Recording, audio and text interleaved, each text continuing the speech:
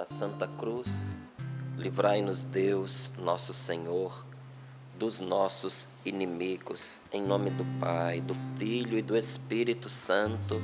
Amém. Amém. Rogai por nós, Santa Mãe de Deus, Para que sejamos dignos das promessas de Cristo. Amém. Amém. Provérbios capítulo 12, versículos do 15 ao 27.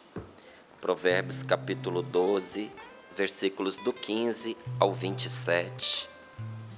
Assim nos diz a palavra de Deus. O proceder do insensato é reto aos seus olhos, mas quem é sábio atende aos conselhos.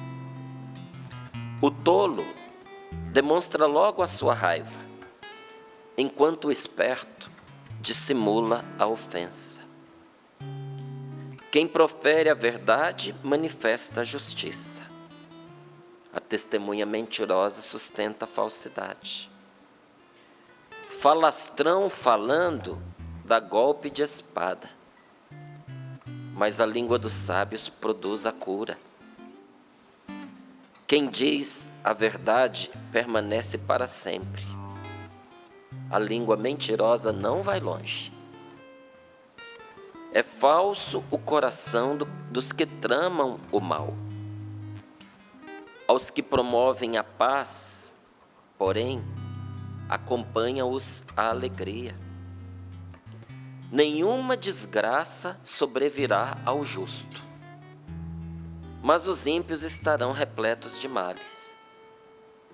São uma abominação para o Senhor os lábios mentirosos, os lábios mentirosos. Os que agem fielmente, porém, lhe agradam. A pessoa hábil esconde o conhecimento, enquanto o coração dos tolos solta besteiras. As mãos que se esforçam chegam ao poder. A dos preguiçosos, porém, acaba na escravidão. A aflição no coração deprime a pessoa, mas uma palavra de animação lhe traz alegria. O justo conduz o amigo para a retidão, enquanto o caminho dos maus os desorienta. O preguiçoso nem sequer cozinha a sua casa. Quem é esforçado, porém, adquire uma fortuna valiosa. Palavra do Senhor. Graças a Deus. E tudo isso aqui que foi dito, um paralelo entre o certo e o errado, entre o bem e o mal, entre o sucesso e o fracasso, todas essas coisas começam no pensamento. Começam dentro de você, nas convicções que você tem, ou mesmo na falta de convicção.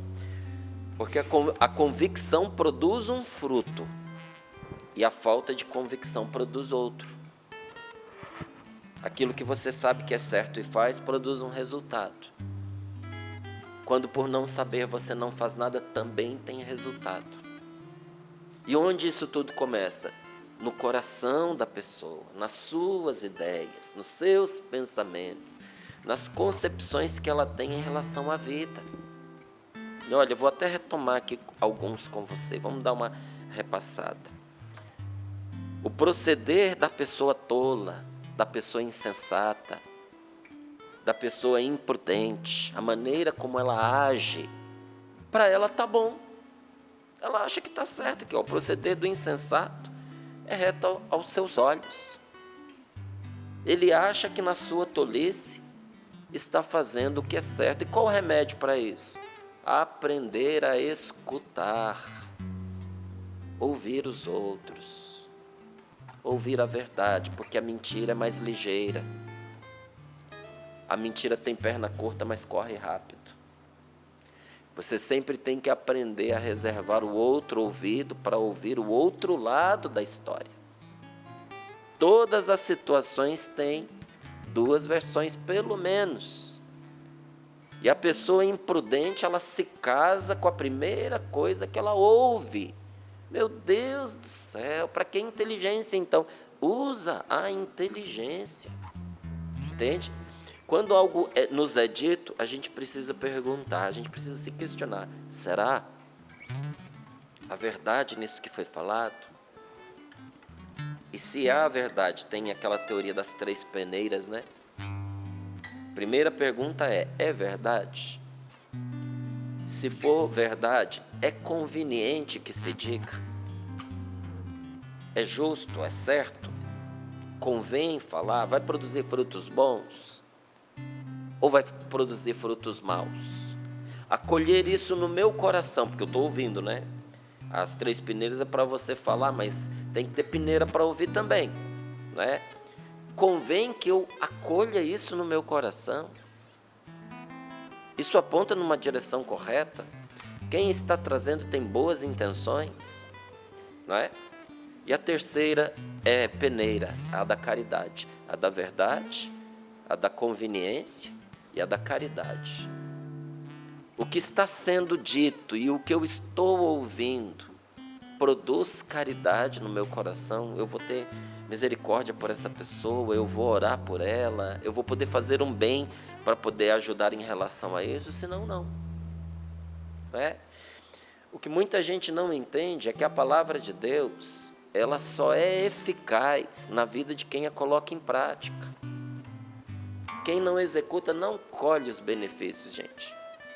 E isso aqui, eu quero testemunhar para você que foi uma das coisas mais salutares que eu e a minha esposa implantamos na nossa casa.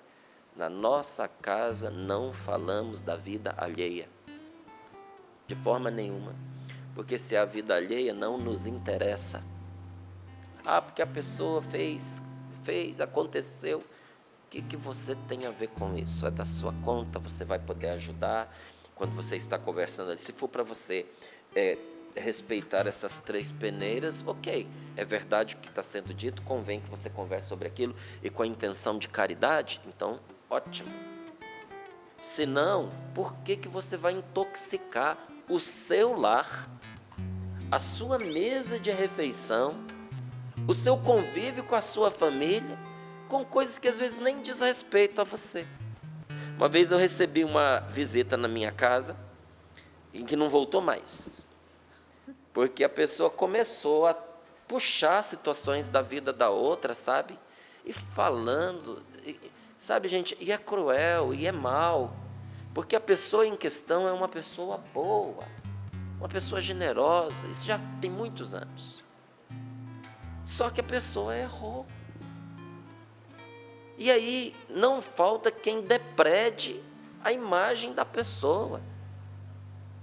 Ela não tinha nada para dizer que a outra pessoa fez contra ela, mas estava propagando males a esse respeito. Quando ela estava na metade da frase, eu perguntei para ela assim: isso que você está falando dela tem alguma coisa a ver conosco? Não, mas é que você sabe se é verdade? Não, é que falaram. Então você não foi lá conversar com ela para você saber se era verdade? Ela falou não. E esse assunto nosso, tem em vista a gente ajudá-la de alguma forma? Aí ela ficou calada. Eu falei, então eu vou pedir a você o favor de a gente mudar o assunto. E aí a visita ficou curta e nunca mais voltou. E olha como é que eu estou triste porque não voltou. Estou morrendo de tristeza.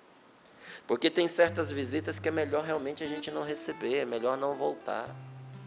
Porque a pessoa faz da sua casa um depósito de lixo, ela joga o lixo, vai embora e você fica com aquilo para você. Toma muito cuidado, porque o tolo é tolo, ele age achando que está certo. A pior coisa que tem é você colocar uma arma na mão de um tolo, sabe? Eu fui militar durante vários anos, 4 anos eu fiquei na Força Aérea, e já falei isso aqui, e a gente tinha treinamento com arma. Os procedimentos, eles eram rigorosíssimos, porque de vez em quando um tolo pegava uma arma. Nem todo mundo que está lá é esperto não, entende? Então se ele não respeitasse o procedimento, já tomava uma tapa logo na cabeça, e já ficava preso no fim de semana, porque com aquela tolice se mata uma pessoa, entende? Então, não, o procedimento é rigorosíssimo, porque o tolo brinca com a arma e acha que está tudo bem, não é? Uma vez eu fui visitar um pessoal numa fazenda, eles organizaram um encontro de oração ali para os funcionários, pediram para eu estar lá. Aí depois eles quiseram me presentear, me levando para caçar. E fomos lá, né, no meio do mato e tudo mais. E já fazia tempo, né, que eu não atirava e me deram uma carabina. Bom, eu fui militar, né, gente? Eu carrego a carabina como um militar carrega. Você não aponta ela para... Você só aponta uma arma para o lugar em que você vai atirar. A arma estava travada e a arma estava para o alto. Mas o senhor que caminhava à minha frente, ele tinha um olho na estrada e outro em mim. Ele não conseguia, ele não tinha paz. Toda hora ele virava assim, você não está apontando isso para as minhas costas não, né? Porque também ele sabia que uma arma nas mãos de um tolo podia ser a morte dele. Eu falei, não, senhor, fique sossegado. Eu estou acostumado com armamento. Por quê? Porque o tolo não sabe que está fazendo tolice. Então, o tolo demonstra... Não, aqui. O proceder do insensato parece certo aos seus olhos. Mas a pessoa que é sábia atende aos conselhos. Quando eu e a Rose, nós tivemos ali os nossos filhos, né? Mas quando foi o Rafa, o nosso primeiro filho, a Rose ainda estava grávida, nós fomos atendidos por um médico maravilhoso. E ele nos explicou isso. A metodologia de educação daquele bebezinho que chegaria não funcionaria só se ficasse na teoria, tinha que ser posta em prática. E como esse médico nos ajudou, nossos filhos dormiram, os dois, a noite inteira, eles mamavam bem, crianças tranquilas, serenas. A gente não ficou sobrecarregado como a maioria dos pais ficam, a gente não vivia esmagado pelas dúvidas, a nossa intimidade, a minha e da Rose, não foi comprometida pela criança que chegou, porque nós colocamos em prática, muitas vezes com dúvida, mas dando fé a quem sabia mais do que nós. E que maravilha a gente ter feito, porque tendo feito a gente aprendeu e fomos ensinar para muitas pessoas. Só que a gente via radicalmente a diferença de resultados para as pessoas que nós ensinávamos. Porque alguns ouviam, concordavam, mas não faziam. Porque eles tinham dó. Tinham dó de não ficar com a criança o tempo inteiro no braço. Tinham dó de não colocar a criança para dormir no próprio quarto. Tinham dó de muitas coisas. Toda hora que a criança chorava, em vez de reconhecer o choro e saber o que a criança estava passando, a primeira coisa que fazia era tirar o peito, botar na boca da criança. Então, esses atropelos todos, eles não têm consequências só ali, nessa primeira fase de vida. Tem consequências para toda a vida na educação da criança. E lá na frente os pais vão colhendo as consequências. E às vezes vinham conversar conosco. Aí a gente começava a fazer as perguntas, mas vocês fizeram o método direitinho? Não, nós fizemos. As primeiras perguntas que você vai fazendo, você vai descobrindo. Não, isso aqui a gente não conseguiu. Não, mas também não precisa ser tão radical assim. Só funciona quando se põe em prática. Ouvir e não fazer. É a mesma coisa que não ouvir. O tolo acha que está certo. Quem tem inteligência, escuta. Quem tem inteligência, busca conselho. Olha, eu não sei todas as coisas, mas eu não tenho medo de nada que eu não saiba, porque tem alguém que sabe. E eu não tenho vergonha e não me sinto humilhado de ir lá perguntar. Eu pergunto, eu estudo, eu procuro, eu tiro dúvida, eu peço ajuda. E é assim que você vai se tornando sábio. O tolo faz o quê? Não, se eu perguntar, vão saber que eu não sei. Não, bocó. Se você não perguntar, é que vão descobrir da pior maneira que você não sabe. Vão descobrir com os seus erros. E quando você pergunta, você evita o erro. Quando você não pergunta, você tem o trabalho de corrigir o erro que você cometeu. Entendeu? Então, não, a gente precisa ter inteligência de abrir os ouvidos e aceitar bons conselhos. E diz aqui, ó, o tolo demonstra logo a sua raiva. A pessoa esperta não mostra alteração. Ela controla os sentimentos. Porque muitas vezes quem experimenta você para te tirar do sério, para te deixar com raiva, está fazendo isso de propósito, está manipulando seus sentimentos. Porque aí quando você explode, você fala o que não deve, você age como não gostaria, e a pessoa confirma para os outros a seu respeito aquilo que ela já estava dizendo, né? Então, inteligência. Quem profere a verdade manifesta a justiça, mas a testemunha mentirosa sustenta a falsidade. Falastrão falando, falastrão é quem fala demais, boca aberta. Falastrão falando dá golpe de espada. Como assim? Quem fala demais machuca todo mundo. Quem fala demais cria prejuízos que não imaginava. Mas a língua da pessoa sábia se move para curar. Enquanto um boca aberta machuca todo mundo à sua volta, uma pessoa sábia cura com as palavras. Quem diz a verdade, princípio de vida eterna, hein? Preste atenção nisso aqui. Quem diz a verdade permanece para sempre, mas a língua mentirosa não vai longe. É falso o coração dos que tramam o mal. Como assim, Márcio? Se você vê gente tramando o mal, não confie. Não confie quem trama o mal, porque se trama o mal a respeito do outro, trama o mal a respeito de você. Pessoas que se movem para fazer o mal não são confiáveis, não são. Mas eu conheço, mas não é confiável, mas é meu parente. Não, se move, está tramando o mal, não é confiável. É falso o coração dos que tramam o mal.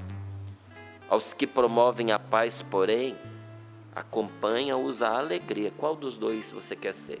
Em qual time você quer estar? Porque é uma decisão. Não é a gente que cai de paraquedas ali. É uma escolha que nós fazemos, é uma decisão que nós tomamos. Nenhuma desgraça, promessa de Deus, hein? Essa daí eu grifaria e escreveria ali na frente, promessa de Deus para mim. Nenhuma desgraça sobrevirá ao justo, mas os ímpios serão repletos de males. São uma abominação para o Senhor os lábios mentirosos. Os que agem fielmente, porém, lhe agradam. A pessoa hábil esconde o conhecimento. Como assim? Não fica rogando o que sabe. Enquanto o coração dos tolos solta besteiras. A mão dos que se esforçam chega ao poder, a dos preguiçosos, porém, acaba na escravidão. E aqui um versículo que eu sou apaixonado por ele. Eu amo esse versículo. Amo mesmo. Diz assim, a aflição do coração deprime a pessoa, mas uma palavra de animação lhe traz a alegria. Os pensamentos perturbados, aflitivos, angustiados, deprimem a pessoa. A aflição no coração, como é? Se ela está no coração, é cabeça. São seus pensamentos, é o que você cultiva dentro de você. Se for negativo, se você estiver cultivando na sua alma, por meio de muitas preocupações, a aflição, você vai cair em depressão. Está aqui, ó. Tem gente que acha que depressão é coisa nova. Lê, ó. A aflição no coração deprime a pessoa. Mas uma palavra de animação lhe traz a alegria. Essa palavra pode vir de fora e essa palavra pode vir de dentro. E como esta palavra brota viva dentro de nós quando nós oramos. Por isso que é tão importante nós levarmos os nossos pensamentos na presença de Jesus. A gente tem que aprender a rezar o que a gente pensa. E, sobretudo, dar espaço ao louvor. Entende? eu e você devemos orar de uma maneira muito rica, porque tem oração de intercessão, tem oração de combate espiritual, tem oração de ação de graças, tem, tem oração de súplica, tem oração de arrependimento, tem oração de perdão, tem oração de cura interior, tem oração de libertação. E eu poderia continuar dizendo aqui das várias orações para você, mas se você confia, acredita nesse seu amigo aqui, vou lhe dizer algo muito importante que pouca gente te diz, ou talvez você nunca tenha escutado. Dê a primazia à oração de louvor. Porque o louvor devolve a Deus o lugar que é dele na sua vida. E o louvor tira você de qualquer buraco escuro no qual você está. A oração de louvor é insuportável a Satanás. Muitas vezes, quando o diabo na oração de libertação, no exorcismo, não é vencido pela oração do exorcismo e pela oração de libertação, ele é derrotado pelo louvor. O louvor muda o nosso estado de ânimo, porque o louvor nos insere numa outra esfera espiritual. Louvar, meu irmão, louvar a Deus, mesmo em meio à dor, mesmo em meio ao sofrimento, mesmo em meio às coisas que você não entende. Mas eu vou louvar pelas coisas que eu não entendo, não, você vai louvar ao Senhor. Porque mesmo em meio às coisas que você não entende, tem algo que você entende. Que Ele está ao seu lado, que Ele é seu amigo, que Ele não te abandona. Senhor, eu não entendo o que está acontecendo, mas eu te louvo, porque o Senhor é a minha força, o Senhor é a minha sabedoria, o Senhor é o meu refúgio, o Senhor é o meu abrigo, e pela Tua graça, Senhor, eu me libertarei, o Senhor me libertará, o Senhor é o meu libertador, louvado seja, Senhor. E daqui a pouco das lágrimas você está no sorriso, e da tristeza você está na gargalhada, porque não tem como ser triste aquele que está com Deus. Não tem como ser triste, meu irmão. Então, quando você perceber que um pensamento está causando em seu coração ira, ressentimento, frustração, sentimento de impotência, que às vezes a gente se sente impotente diante dos nossos pensamentos. Tem pensamento que ele é horrível, ele tira as suas forças, ele te impede de agir, ele trava você. O pensamento que nasce do medo, ele paralisa você. Você já viu o que acontece com alguns animais na estrada? Você está dirigindo o carro, quando ele olha para o farol do carro, ele fica paralisado no meio da rodovia, em vez dele correr e escapar da morte, ele fica lá esperando a morte. É o que o medo faz com a gente. A gente paralisa e fica lá exatamente no rumo do perigo que vai nos estraçalhar. Quando você perceber que pensamentos assim de impotência surgirem dentro do seu coração, fazendo você perder a esperança, gerando culpa, porque tem pensamentos que nos enchem de culpa, tem outros pensamentos que nos enchem de vergonha. Quando você notar que pensamentos assim estão dentro de você, como descreveu vários deles aqui nesta passagem, tem uma coisa que você precisa entender: não adianta você querer frear esse pensamento. Como eu sou homem, né? Muitas vezes homens me procuram perguntando: olha, me diz alguma coisa, eu peco contra a minha sexualidade, os pensamentos vêm constantemente, e às vezes caio até em masturbação, e eu não quero isso para mim, o que eu devo fazer? E eu fico lutando, a pessoa diz, eu fico lutando, eu passo o dia inteiro tenso, para eu não cair. Qual é o conselho? Relaxa, para de pensar nisso, porque de tanto pensar em não cair, você só fica pensando naquilo que te faz cair. Vai pensar outra coisa, ocupa a sua cabeça com outra coisa, vai ler um livro, chama alguém para dar uma volta com você, vai caminhar, pega o seu terço, põe na mão, vai rezar andando. Não é? Tem gente que não foi feito, meu povo, para rezar entre quatro paredes, a pessoa não consegue, às vezes você é uma dessas pessoas, aí você fica se forçando a ficar num quarto, e ali, olha, seja esperto, O mais importante não é estar entre quatro paredes, é entrar na intimidade de Deus. E tem dias que, um lugar fechado não dá para mim. Tem dias que eu preciso de um meu lugarzinho fechado. Mas tem dias que um lugar fechado não dá para mim. Pega o terço e vai andar. Chama Jesus para ir com você. Chama Nossa Senhora para ir com você. Sabe, vai praticar um esporte, vai se cansar. Vai assistir alguma coisa que eleve o seu espírito. Tem filme bom, viu? Que você termina com vontade de viver, com vontade de ajudar as pessoas, de fazer o bem, de superar. Vai assistir uma coisa que presta, não vai se distrair com o que não presta, não. E, sobretudo, não ocupe seu pensamento com essas coisas. Mas se eu não ficar ali, me segurando, eu caio. Caiu, agradece a Deus que não desistiu de você, nem mesmo sabendo que você ia pecar, porque Ele podia ter retirado a mão dele de você, você podia ter morrido. Mas Deus te mantém vivo, inclusive quando você toma a decisão de pecar. Agradeça Ele por isso. E depois de ter pecado, está triste, se arrependa de verdade. Diga: Senhor, eu caí por fraqueza, mas pela Tua força eu me levanto.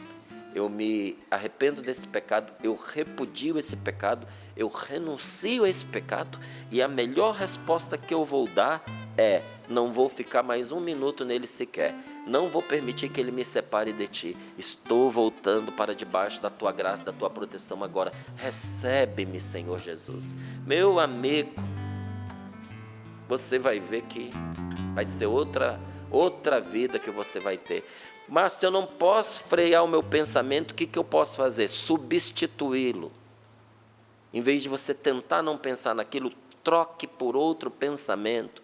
Que pensamento? Os pensamentos que te trazem a palavra de Deus. Olha aqui, Olha os pensamentos que a palavra de Deus está colocando na nossa cabeça. Se você não quer os negativos, porque aqui está, o tolo demonstra logo a sua raiva, enquanto o esperto dissimula a ofensa. Faz uma lista só do que viver, O proceder do insensato é reto aos seus olhos, mas quem é sábio atende aos conselhos. Então você coloca lá: eu preciso pensar sobre me abrir para receber conselhos. Eu preciso pensar sobre não ficar afetado com tudo que as pessoas me falam. Eu preciso pensar sobre trazer a verdade sempre na minha boca e no meu coração. Eu preciso pensar sobre produzir a cura por meio das coisas que eu falo. Eu preciso curar as pessoas com as palavras, em vez de ferir as pessoas com o que sai da minha boca. Troca, sabe?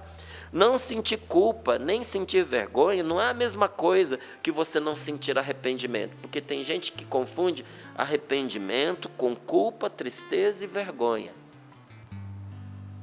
Arrependimento é romper com o mal. É, se você pudesse voltar atrás, não fazer de novo. Parar na culpa, na vergonha e na tristeza te afunda. Tem arrependimento, tem tristeza que é para a vida e tem tristeza que é para a morte. A tristeza que te faz largar o que você cometeu de errado é para a vida, se chama arrependimento. A tristeza que te mantém presa ao que você fez, por culpa, por vergonha e por tristeza, isso te afunda. A pior coisa que você pode fazer depois de cometer um pecado é se castigar, se entregando a esse pecado e dizer assim: eu não presto mesmo, eu estou cansado de tentar. Deus quer de você a luta, meu filho. Quando Jesus diz: sede perfeitos como o vosso Pai do céu é perfeito, é uma direção. Não é só um lugar onde se chega e se chegou. Você tem mesmo, sabe, a pretensão de ser perfeito igual a Deus? Jesus põe diante dos nossos olhos o modelo do nosso Pai Celestial, para que a gente saiba em que direção ir e por onde lutar. Deus quer a luta, a sua luta, para se desfazer, para se desvencilhar dos erros e dos pecados. E se no meio dessa luta você cair muitas vezes, nosso Senhor vai contar como vitória todas as vezes que você se levantar. Então não desista. E não confunda culpa e vergonha com arrependimento. O arrependimento é necessário. Você precisa de arrependimento. Uma pessoa que não tem arrependimento, que não consegue se arrepender de nenhum mal que ela faz, são pessoas que têm sérios problemas.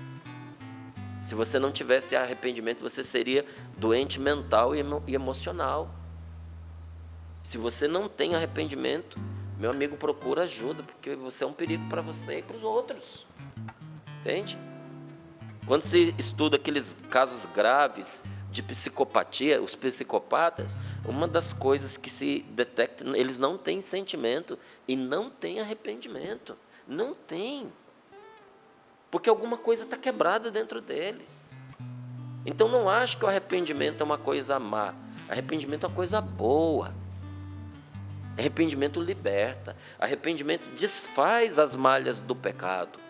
O arrependimento cauteriza, é a quimioterapia espiritual que mata esse tumor dentro de nós chamado pecado, que vai devorando a vida da gente.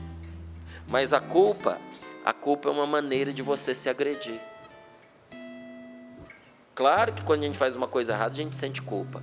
Mas ficar cultivando a culpa, tem 50 anos, 60 anos que a pessoa fez o negócio e ela está até hoje se culpando. Você está se agredindo. É uma maneira de você se punir pelo erro que você cometeu. Atrás disso tem orgulho, tem falta de perdão. Por que você se culpa até hoje? Orgulho. Não quer reconhecer que é falho, que é imperfeito. Obstinado. Não se perdoa. Você precisa se perdoar.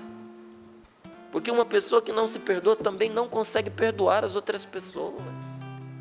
A gente perdoa os outros na medida em que a gente se sente perdoado. Mas se você não se perdoa, pare de se agredir com a culpa. A culpa é uma violência a si mesmo. E a vergonha é uma forma de você se anular. Quando uma pessoa tem vergonha de si, ela não gosta de se olhar no espelho. Quando uma pessoa tem vergonha de si, ela não quer sair de casa. Quando uma pessoa tem vergonha de si, numa multidão, ela se põe no lugar mais escondido, ela quer sumir. Você não é digno de vergonha, você é digno de amor. Você é digno de confiança. Deus fez você para isso. Que feliz essa frase do Padre Jonas.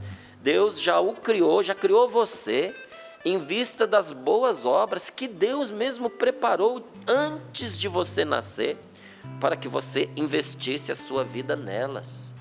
Então, não pare na vergonha, não pare na culpa. Então, quando você nota um pensamento desses, sabe, dentro de você, te mastigando por dentro, te prejudicando, em vez de você responder, em vez de você dizer, eu sou assim mesmo. Normal, é o meu modo de pensar. Não, é o seu modo estragado de pensar. Não foi assim que Deus te criou. Não é assim mesmo. Não é normal. Em vez de você dizer isso, você para e diz, opa, esse pensamentozinho miserável que brotou aqui agora, isso é uma tentação. Isso é uma tentação, essa preocupação, esse medo, essa vergonha, essa culpa, é uma tentação que está contaminando tudo o que acontece na minha vida. Isso é uma tentação, você tem que identificar. Olha a importância da gente orar, porque quem ora vigia. O vigia é o que tem os olhos abertos e percebe quando o mal se aproxima. Então não adianta você lutar contra esse tipo de pensamento, porque quando você luta, bate de frente com ele, dizendo, eu não vou pensar nele, já está pensando. Não vou pensar em indecência, está pensando. Não vou pensar em pornografia, está pensando. E quanto mais você pensa, mais aquilo se intensifica e fica. Caiu uma sujeirinha num tapete lá em casa, eu não limpei. Não, minha esposa ficou brava comigo. Mas não limpei porque eu não vi. Depois que eu vi, já tinha muito tempo. Aí ela disse assim, olha, essas coisas quando caem tem que limpar na hora. Porque se não limpa na hora, pigmenta o tapete. Depois que pigmentou, não sai fácil De jeito nenhum. Exatamente o que acontece com esses pensamentos que você fica batendo de frente e conversando com eles, cultivando. Eles se intensificam e eles pigmentam a sua alma. Então, em vez de você ficar batendo de frente com outro, desvia, seja esperto, da tentação se foge, troque por outro pensamento. Diga para esse pensamento: já chega, já deu, acabou. E busque imediatamente um pensamento que seja diferente, um pensamento que de alguma maneira te coloque no rumo de uma verdade que te faça subir. Você não acha que essa palavra que nós pegamos hoje está nos colocando na direção de uma verdade que nos faça subir? Mas você precisa entender que é verdade. Sabe, gente, tem umas coisas que elas dão uma canseira na gente. E uma das coisas que mais cansa nessa nossa caminhada com Jesus, na convivência com os irmãos, é gente que acredita só aqui, na palavra de Deus, mas não desce ao coração, mas não põe em prática. Não põe. O evangelho não é posto em prática.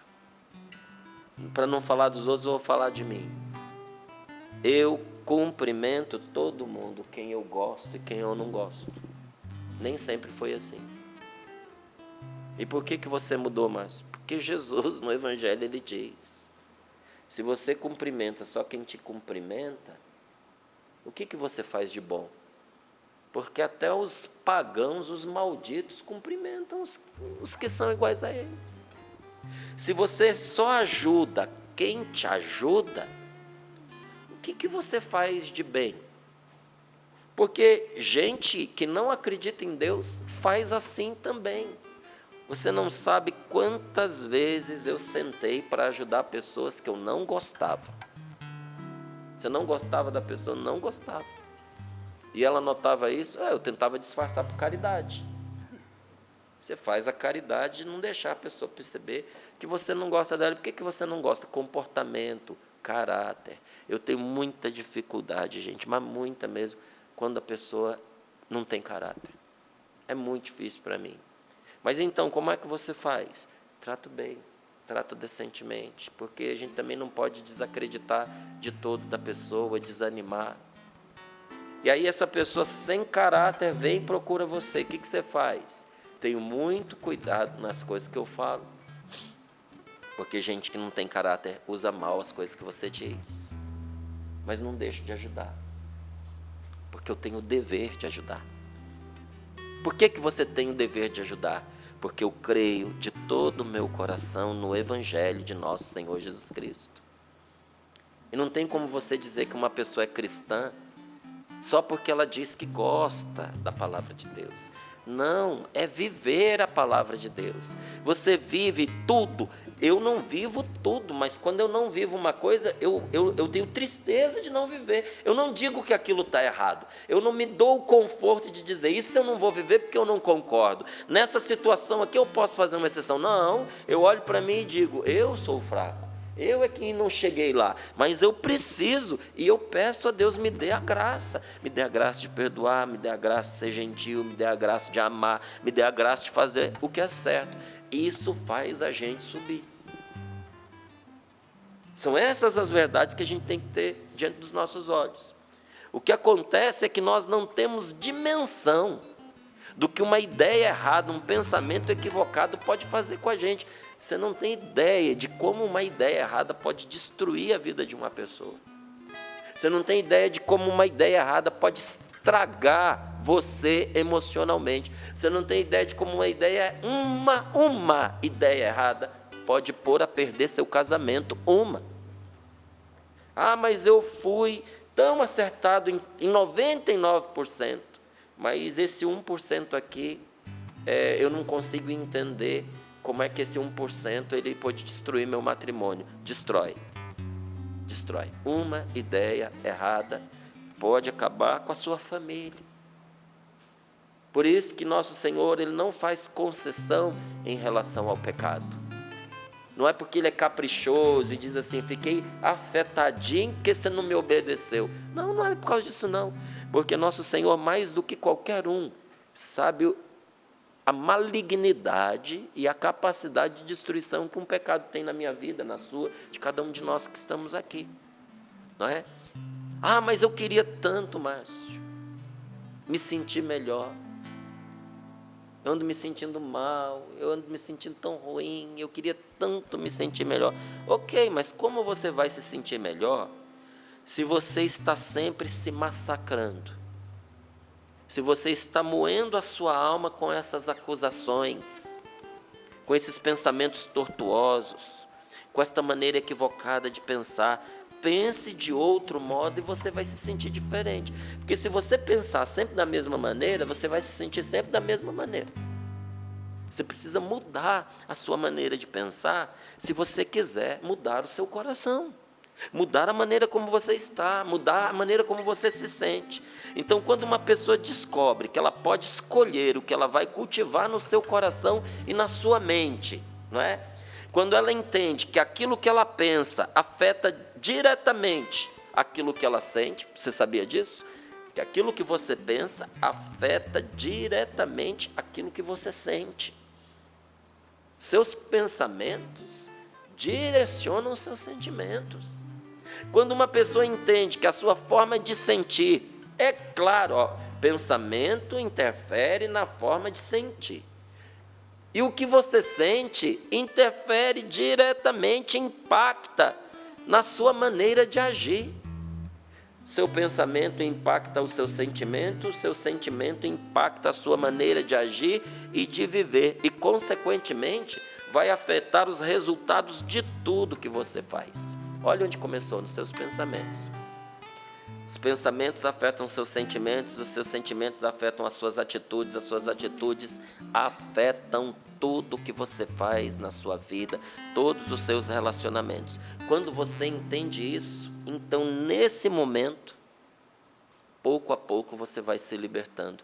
Se essa manhã, se essa partilha da palavra pôde abrir os seus olhos nesse sentido, começou para você agora, nesse exato momento, um processo de libertação de Deus na sua vida. Porque quando você entende isso, começa a libertação.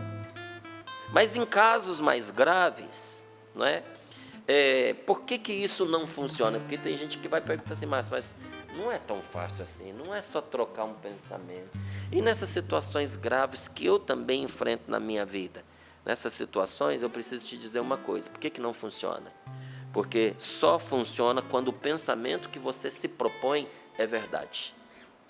Não adianta você se propor uma ilusão, uma mentira. Não adianta você pensar num unicórnio rosa achando que você vai vê-lo, porque isso não existe, isso não é verdade. O que você precisa ter diante dos seus olhos precisa ser a verdade. E você precisa acreditar nessa verdade. Seu pensamento tem que ser verdadeiro e você precisa acreditar nele. Eu preciso lhe dizer que você só vai conseguir acreditar nas verdades de Deus que estão na Bíblia se antes você acreditar no Deus dessa palavra. Porque quando você não acredita em Deus, a Bíblia se torna apenas um livro de sabedoria que você aceita ou não aceita. Para mim, não. Para mim, aqui está a minha vida. Aqui, está a palavra do meu Senhor. Aqui, está as diretrizes do meu viver. O que está aqui para mim é lei, que eu não tenho como que ficar me desculpando. Sabe qual a melhor maneira de você se desculpar para não obedecer a Bíblia e qualquer coisa na vida? Dizer que você está procurando ainda entender, que você está estudando. Vai passar a vida estudando e não vai fazer. Porque isso é uma tentação, é uma desculpa. Procure o Senhor. Ponha sua fé nele.